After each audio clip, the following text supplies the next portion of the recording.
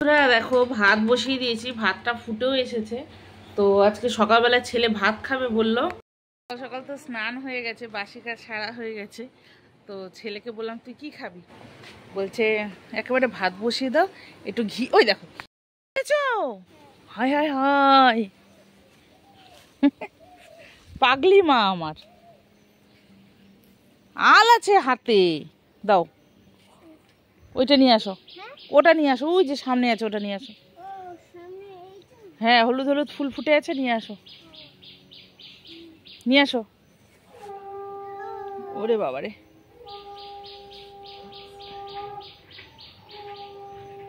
কুমড়ো হয়ে রয়েছে তো, আমি তো খেয়াল করিনি অন্যদিকে। ছেড়ে দাও ছেড়ে দাও, ওটাকে ছেড়ে দাও, ওটাকে ছেড়ে দাও, থাক। তাই টানাটানি হয়ে গেল, চলে আসো। এমনিতেই থাকে না ফুলগুলো। দেখো কুমড়োগুলোকে না ফুটো করে ফেলে কিসে কি জানি। আর এই কুমড়োটাকে দেখো আমি এই প্যাকেটটার মধ্যে ভরে রেখে বেঁধে রেখেছি, তাই আছে। তাও দেখো ফুটো করে দিয়েছিল। আর কত যে জালি পড়েছে না, সব জালিগুলো নষ্ট হয়ে গেছে, একমাত্র এটাই রয়েছে। এটাকে এই প্যাকেটের মধ্যে ভরে রেখেছিলাম তাই।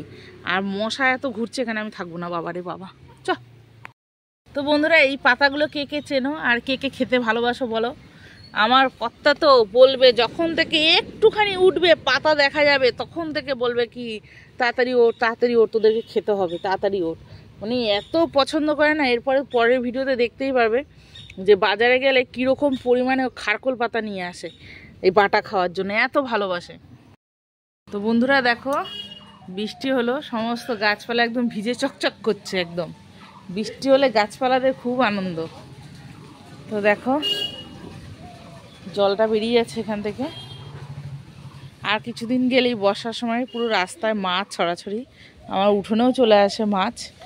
আর গত বছর, তার আগের বছর, 2 বছর যা কেলেঙ্কারি হয়েছে, বর্ষার সময় এতটা জল ছিল, মানে হাঁটুর ওপরে জল। আর এইখানে তেলাপিয়া মাছ, শোল মাছ, ল্যাঠা মাছ, পুঁটি, মোরলা ভর্তি। আর আমি ভিডিও করেছি গত বছর, ব্লগে করেছি, এখানে নারকেল গাছের পাশ দিয়ে খালি ঝাঁকে ঝাঁকে তেলাপিয়া মাছ গেছে প্রচুর পরিমাণে। কত লোক যে ধরেছে, আমরা খাইনি। ওসব বিভিন্ন জায়গার নোংরা জল। এই দেখো একটা আম, দেখতে দেখতে দেখি আর পড়েছে কিনা। যাকে আর পড়েনি, দেখতে পাচ্ছি না, পড়লে পড়বে। আমি যাব ওই দিকটা, কটা কুমড়ো পাতা তুলব। দেখো, তো আমি এলাম কটা কুমড়ো পাতা নেওয়ার জন্য, একটু কুমড়ো পাতা বাটবো। আজকে কুমড়ো পাতা বাটা খাবো। তুলে নি পাতা কটা।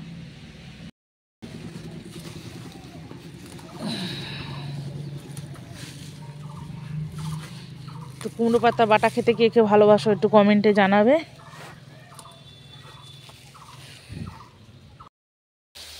তো বন্ধুরা, আলু ভাজা চলছে, জিরে ফোড়ন দিয়ে দিয়েছি। আর এর মধ্যে দেবো হচ্ছে আদা, একটু পেঁয়াজ বাটা, জিরের গুঁড়ো, একটু লঙ্কার গুঁড়ো দেবো। আজকে আমার না কাঁচা লঙ্কাটা শেষ হয়ে গেছে, আর আনাই হয়নি, মনেও ছিল না, একটু অসুবিধা হয়ে গেল। আর এখানে দেখো মাছ ভেজে রাখা হয়েছে, মাছটা ছেলেই এনে দিয়েছে, অত ভালো মাছ আনতে পারেনি, মানে ঘাড়ের কাছের মাছটা দিয়ে দিয়েছে। তো চলো মাছের ঝোলটা করে ফেলি।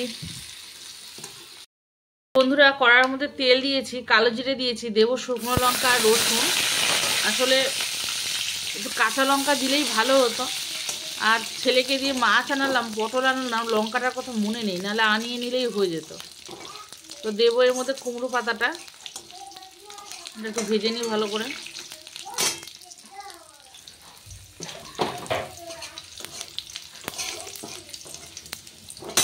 আসলে বর তো গুছিয়ে সব বাজার করে নিয়ে আসে, বাজার করার তো অভ্যাস নেই।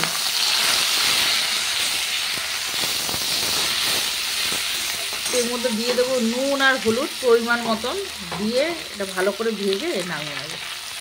দেখো নুন আর হলুদটা দিয়ে দিয়েছি। আর এবার ভালো করে নেড়ে চেড়ে নেবো, পাতাটাকে একদম সুন্দর করে ভেজে নেব, ভেজে নিয়ে শিলে বেটে নেবো আর কি।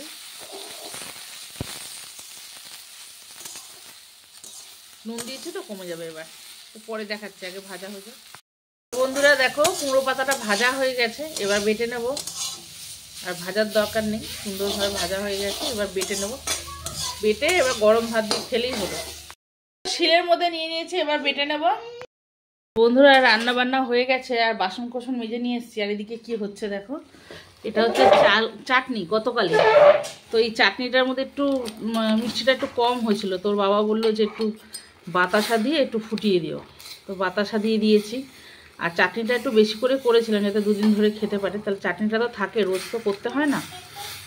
আর কি কি রান্না করেছি একটু দেখিয়ে দিলাম। কুমড়ো পাতা বাটা, আর এটা হচ্ছে পটল সর্ষে পোস্ত দিয়ে করেছি, দেখতেই পাচ্ছ। আর এখানে হচ্ছে সেই রুই মাছের ঝোল, একটু পাতলা মতন করেছি। আর চাটনি তো আছে। আজকে এই আমাদের দুপুরের আয়োজন। তো ভিডিওটা ভালো লাগলে একটু লাইক কমেন্ট করবেন। জানি না কত বড় হলো, আমি তো শ্যুট করেই গেলাম।